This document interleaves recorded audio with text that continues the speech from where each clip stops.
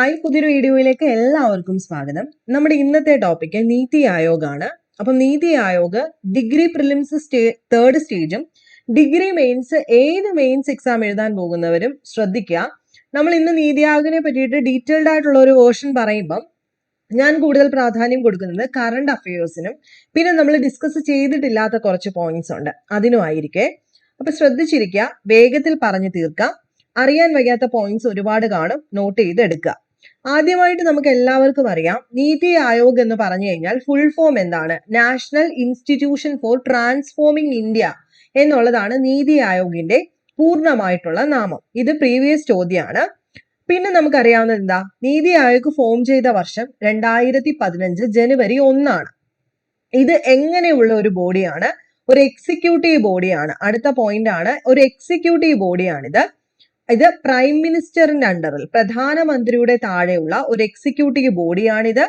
ഇത് constitutional body അല്ല, ഭരണഘടനാ സ്ഥാപനമല്ല, ഒരു സ്റ്റാറ്റ്യൂട്ടറി ബോഡിയുമല്ല. പാർലമെന്റിൽ ഒരു ആക്ട് പാസ്സാക്കി നടത്തിയിട്ടുള്ള അല്ലെങ്കിൽ ഫോം ചെയ്തിട്ടുള്ള ഒരു ബോഡിയോ ഭരണഘടനയിൽ പ്രതിപാദിച്ചിട്ടുള്ള ഒരു ബോഡിയോ അല്ല നീതി ആയോഗ് എന്ന് പറയുന്നത്. ഇത് പ്യൂർലി ഒരു എക്സിക്യൂട്ടീവ് ബോഡിയാണ്. ആരുടെ അണ്ടറിൽ? പ്രധാനമന്ത്രിയുടെ താഴെ. ഓക്കെ, എന്നാ ഫോം ചെയ്തത്? 2015 ജനുവരി 1 എന്താണ് ഇത്? എങ്ങനെ ഫോം ചെയ്തിരിക്കുന്നു? Executive resolution of the government of ഇന്ത്യയുടെ അണ്ടറിലാണ് ഈ ഒരു നീതി ആയോഗ് ഫോം ചെയ്തിരിക്കുന്നത്. പിന്നെ നമുക്ക് എല്ലാവർക്കും അറിയാവുന്ന ഒരു പോയിന്റ് എന്താ? ഇത് നമ്മുടെ ആസൂത്രണ കമ്മീഷന്റെ ഒരു പിൻഗാമിയാണ്. ഇതിന്റെ മുൻഗാമി ആസൂത്രണ കമ്മീഷനാണ്. പിന്നീട് 2015 നരേന്ദ്രമോദി സർക്കാരിന്റെ കാലത്താണ് പ്ലാനിംഗ് കമ്മീഷന് പകരം എന്ത് കൊണ്ടുവരുന്നത്? നീതി ആയോഗ് കൊണ്ടുവരുന്നത്.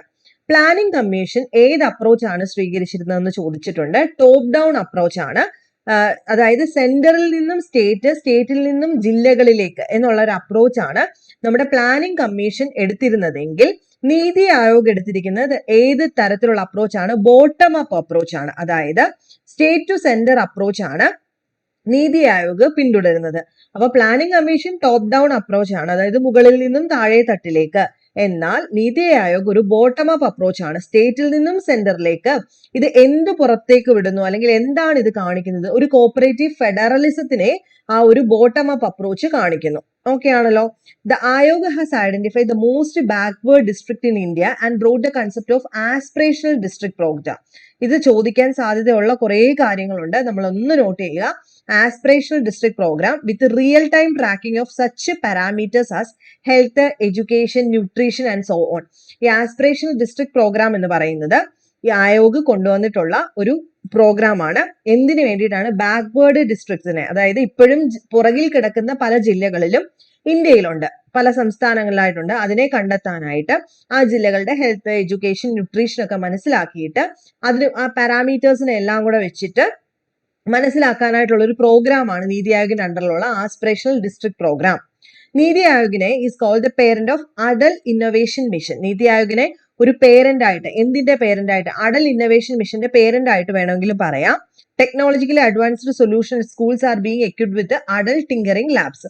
ഒന്നും ഇല്ലെങ്കിൽ ഇതൊന്നും ഓർത്ത് വെച്ചേക്കണേ. Atal innovation mission, NITI Aayog is called as the parent of Atal innovation mission. Parent എന്ന അറിയപ്പെടുന്ന നീതി ആയോഗാണ് അടൽ ഇന്നോവേഷൻ മിഷന്റെ. അപ്പൊ ഇത്രയും നേരം നമ്മൾ പറഞ്ഞുകൊണ്ടിരുന്നത് ഏത് അപ്രോച്ചാണ് സ്വീകരിച്ചിരിക്കുന്നത്, എന്നാണ് ഇത് നിലവിൽ വന്നത്, ഏത് ടൈപ്പ് ഓഫ് ബോഡിയാണെന്നും പറഞ്ഞു ആണല്ലോ. ഇനി അടുത്ത് നമ്മൾ ഡിസ്കസ് ചെയ്യാൻ പോകുന്നത് കറണ്ട്, അതായത് ഏകദേശം ചിലതൊക്കെ ഈ പറയുന്ന പല പോയിന്റിനകത്ത് സിഇഒ ഒക്കെ ജസ്റ്റ് മാറിയിട്ടേ ഉള്ളൂ, ഒന്ന് നോട്ട് ചെയ്യുക. ചെയർപേഴ്സൺ നമുക്ക് എല്ലാവർക്കും അറിയാം നരേന്ദ്രമോദിയാണ്. വൈസ് ചെയർപേഴ്സൺ നിലവിൽ ഡോക്ടർ അശോക് കുമാർ ലഹരിയാണ്. ഏപ്രിൽ തൊട്ടിട്ടാണ് അശോക് കുമാർ ലഹരിയാണ്. സിഇഒ നിലവില് നീതി ചിപ്കർ.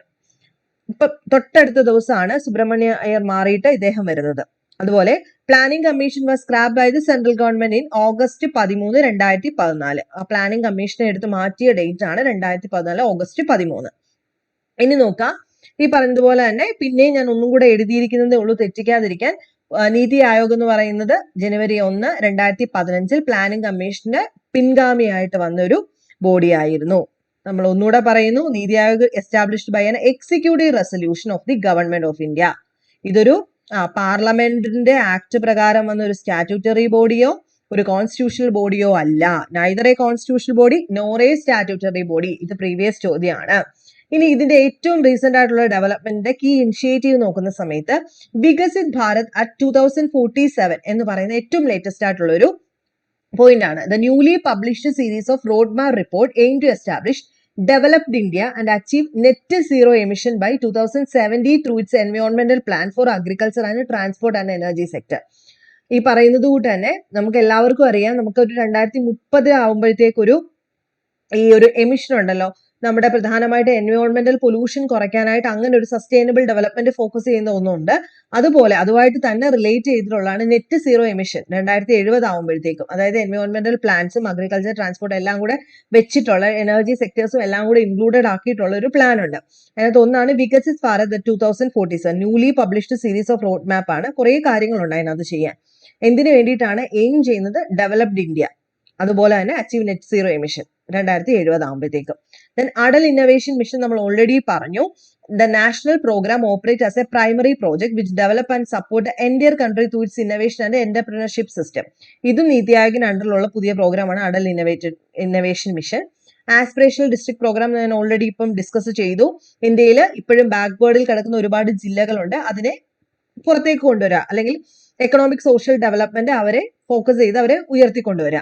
ദെൻ SDG ഇന്ത്യ ഇൻഡെക്സ് എന്ന് പറയുന്നുണ്ട്, sustainable development goal. The organisation operate as a primary body to assess the advancement of India towards achieving the United Nations sustainable development goal. Then frontier tech hub. The organization works to create AI and quantum computing databases which can be used to address national security needs. ഓർത്തു വെച്ചിരുന്നാൽ മതിയെ, frontier tech hub. ഇതും നീതി ആയോഗിന്റെ പുതിയ initiative ആണ്. ഈ പറഞ്ഞത് ഏതൊക്കെയാണ്? Viksit Bharat 2047, Atal innovation mission, aspirational district programme, SDG India index, frontier tech hub. Okay, അപ്പൊ നമുക്ക് എല്ലാവർക്കും അറിയാം ഓർഗനൈസേഷൻ എന്ത് വേണം? സ്പെഷ്യലിസ്റ്റിനെ ഹയർ ചെയ്യും. എന്തിനു വേണ്ടിയിട്ടാണ്? ഈ യങ് പ്രൊഫഷണൽസിനെയും കൺസൾട്ടൻസിനെയും വേണം ഈ വികസിത് ഭാരത് പോർട്ടൽ നടത്തിക്കൊണ്ടു പോകണ്ടേ. അതിന് വേണ്ടിയിട്ട് ഈ പറയുന്ന കൂട്ട് തന്നെ നല്ല മിടുക്കന്മാരായിട്ടുള്ള ആൾക്കാരെ നീതി ആയോഗിലേക്ക് എടുക്കുന്നുണ്ട്. ഇനി 2 ഹബ്ബുകൾ ഏതൊക്കെയാണെന്ന് ചോദിച്ചിട്ടുണ്ട് പ്രീവിയസ് ചോദ്യം. 2 ഹബ്ബ് ഓഫ് നീതി ആയോഗ് എന്ന് പറയുന്നത്, ഒന്ന് ടീം ഇന്ത്യ ഹബ്ബും നോളജ് ആൻഡ് ഇന്നോവേഷൻ ഹബ്ബും. 2 ഹബ്ബുകളാണ് ഈ ഒരു നീതി ആയോഗിനകത്തുള്ളത്. എൻറ്റയർ ആക്ടിവിറ്റിയെ 2ആയിട്ട് ഡിവൈഡ് ചെയ്തിട്ടുണ്ട്. ഒന്ന് ടീം ഇന്ത്യ ഹബ്ബ്, അവിടെ ഈ പറയുന്ന കൂട്ട് തന്നെ കോപ്പറേറ്റീവ് ഫെഡറലിസം വളർത്തുക, അതുപോലെ പോളിസികൾ ഉണ്ടാക്കുക എന്നുള്ളതൊക്കെയാണ് അവിടെ ചെയ്യുന്നത്. നോളജ് ആൻഡ് ഇന്നോവേഷൻ ഹബ്ബ് എന്ന് പറയുമ്പോൾ അവിടെ കൂടുതലായിട്ട് ഫോക്കസ് ചെയ്യുന്നത് to maintain a state of the art resource centre, അതുപോലെ തന്നെ റിസർച്ചിന് കൂടുതൽ പ്രാധാന്യം കൊടുക്കുക, അല്ലെ? അല്ലെങ്കിൽ കൂടുതലായിട്ടും എന്താണ് നമ്മൾ പറയില്ലേ, നമ്മൾ ഉപദേശങ്ങൾ കൊടുക്കുക, അങ്ങനെയുള്ള കാര്യങ്ങളൊക്കെ കൂടുതലായിട്ടും നോളജ് ആൻഡ് പുതിയ പുതിയ കാര്യങ്ങൾ കണ്ടെത്തുക, അങ്ങനെയുള്ള ഇമ്പോർട്ടൻ്റ് ആയിട്ടുള്ള കാര്യങ്ങൾ. അതുപോലെ തന്നെ partnership, to encourage partnership with key stakeholders including college, universities, non-governmental organization at home and abroad തുടങ്ങിയിട്ടുള്ള കാര്യങ്ങളൊക്കെ ഈ നോളജ് ഇന്നോവേഷൻ ഹബ്ബ് ചെയ്യും. ഓക്കെ, അപ്പം 2 രീതിയിലാണ്, 2 ഹബ്ബുകളായിട്ട് തിരിച്ചിട്ടുണ്ട്. ഈ പറയുന്നത് കൂട്ട് തന്നെ നടപ്പിലാക്കാനും പുതിയ പുതിയത് കണ്ടുപിടിക്കുക, പുതിയ പുതിയത് എസ്റ്റാബ്ലിഷ് ചെയ്യുക, അങ്ങനെ. ഇനി അതിനുശേഷം നമ്മൾ നോക്കേണ്ടത് 7 പില്ലേഴ്സ്. ഇതും പ്രീവിയസ് ചോദ്യമാണ്. 7 പില്ലേഴ്സ് ആണ് നീതി ആയോഗിനുള്ളത്. അത് ഏതൊക്കെയാണ്? Pro people, pro activity, participation, PPP. Pro people, pro activity, participation. Then empowering, inclusion of all, equality, transparency. ഈ 7 പില്ലേഴ്സ് ആണ് നീതി ആയോഗിനുള്ളത്. Pro people, pro activity, participation. Pro people എന്ന് വെച്ച് കഴിഞ്ഞാൽ എന്താണ്? Ensure that government policies and action fulfil the aspiration of society and individual acting as a catalyst for citizen centric growth. ഈ പറഞ്ഞുകൊണ്ട് തന്നെ ആൾക്കാർക്ക് വേണ്ടിയിട്ടായിരിക്കണം ഓരോ പദ്ധതികളും. അവർക്ക് നല്ലതിന് വേണ്ടിയിട്ട്, സൊസൈറ്റിയെ കൂടുതൽ കൊണ്ടുവരാൻ വേണ്ടിയിട്ടുള്ള സിറ്റിസൺ സെൻട്രിക് ഗ്രോത്ത് ആയിരിക്കണം നമ്മുടെ ലക്ഷ്യം. പ്രോ ആക്ടിവിറ്റി എന്ന് പറയുമ്പോൾ focus on anticipating citizen needs and proactively responding to them rather than merely reacting to situation. ഈ പറഞ്ഞത് തന്നെയാണ്, അവർക്ക് വേണ്ടിയിട്ട് കാര്യങ്ങൾ ചെയ്യുക, അവർക്ക് വേണ്ട കാര്യങ്ങൾ ചെയ്തു കൊടുക്കുക. പാർട്ടിസിപ്പേഷൻ എന്ന് പറയുമ്പോൾ പ്രൊമോട്ട് ആക്റ്റീവ് ഇൻവോൾവ്മെന്റ്, എല്ലാ ജനങ്ങൾക്കും ഈ പോളിസി മേക്കിങ്ങിനകത്തും ഒക്കെ പങ്കെടുക്കാനുള്ള ഒരു കാര്യം കൊടുക്കണം. അതുകൊണ്ട് എംപവറിങ്, ഇൻക്ലൂഷൻ, എല്ലാവരെയും ഇൻക്ലൂഡ് ചെയ്യുക. അതിനകത്ത് ജെൻഡറോ കാസ്റ്റോ ക്രീഡോ റിലീജിയനോ നോക്കാൻ പാടില്ല. ഇക്വാലിറ്റി ഉറപ്പുവരുത്തുക, ട്രാൻസ്പെറൻസി ഉറപ്പുവരുത്തുക. അതായത് ഗവൺമെന്റ് എടുക്കുന്ന എല്ലാ കാര്യങ്ങളും അല്ലെങ്കിൽ യൂസ് ചെയ്യുന്ന ടെക്നോളജിയും എല്ലാം ഓപ്പൺ ആയിരിക്കണം, എല്ലാവർക്കും സുതാര്യത ഉണ്ടായിരിക്കണം ചെയ്യുന്ന പ്രവർത്തനങ്ങൾ. ആ 7 പില്ലേഴ്സ് പ്രീവിയസ് ചോദ്യമാണ് ചോദിച്ചിട്ടുണ്ട്, നോക്കുക. പിന്നെ 2 കാര്യങ്ങൾ നോക്കി വെക്കണേ. നീതി ആയോഗിന്റെ അണ്ടറിലുള്ള 2 ഡിവിഷൻസ് ആണ്. ഒന്ന് national institute of labour economics research and development. National institute of labour economics research and development. ഇത് was formerly known as Institute of Applied Manpower Research. ഇതിന്റെ നേരത്തെ പേര് institute of applied manpower research എന്നായിരുന്നു. ഇപ്പോഴത്തെ പേരാണ് national institute of labour economic research and development, NILERD. ഇതൊരു central autonomous organisation ആണ്. നീതി ആയോഗിന്റെ അണ്ടറിലാണ് ഇത് പ്രവർത്തിക്കുന്നത്. സെൻട്രൽ ഓട്ടോണോമസ് ഓർഗനൈസേഷൻ ആണ്. അതായത് സ്വയം ഭരണാധികാരമുള്ള സെൻട്രലിന്റെ നീതി ആയോഗിന്റെ അണ്ടറിൽ ന്യൂഡൽഹിയിൽ പ്രവർത്തിക്കുന്ന ഒന്നാണ്. നരേല ഡൽഹിയിലാണ്. ഇതിന്റെ പ്രൈമറി ഒബ്ജക്റ്റീവ് എന്ന് പറയുന്നത് പേരിനകത്ത് തന്നെ ഉള്ളതുപോലെ തന്നെ research, data collection, education and training in all aspects of human capital planning, human resource development and monitoring evaluation. NITI ആയോഗിന്റെ ലക്ഷ്യം എന്താ? ഇന്ത്യ ഉയർത്തിക്കൊണ്ടുവരിക എന്നുള്ളതല്ലേ. അപ്പൊ അതുമായിട്ട് ബന്ധപ്പെട്ടുള്ള national institute of labour economic research and development ലക്ഷ്യം എന്തായിരിക്കും? Research, data collection, education, training എല്ലാ ആസ്പെക്ട്സിലും, human capital planning, human resource development and monitoring evaluation. Then development monitoring and evaluation office ഉണ്ട്.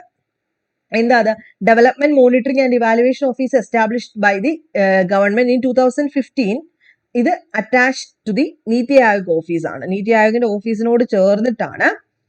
അതുപോലെ തന്നെ ഹെഡ് ക്വാർട്ടേഴ്സ് എന്ന് പറയുന്നത് നീതി ആയോഗ് ന്യൂഡൽഹി തന്നെയാണ്. ഇതിന്റെ പ്രൈമറി റോൾ എന്തായിരിക്കും? പേരിനകത്ത് തന്നെ ഉണ്ട്, development and monitoring and evaluation office. To monitor the progress and efficacy of strategic long-term policy and program framework and initiative to help innovative improvement including necessary mid-course corrections. ഈ പറയുന്നതുകൊണ്ട് തന്നെ നമ്മൾ എപ്പോഴും പറയില്ലേ, നീതി ആയോഗ് ഒരുപാട് കാര്യങ്ങൾ കൊണ്ടുവരുന്നുണ്ട്, ഓരോരോ പുതിയ പുതിയ പ്രോഗ്രാംസ് കൊണ്ടുവരുന്നുണ്ട്. ആ പ്രോഗ്രാംസ് എല്ലാം കൃത്യമായിട്ട് മോണിറ്റർ ചെയ്യണം.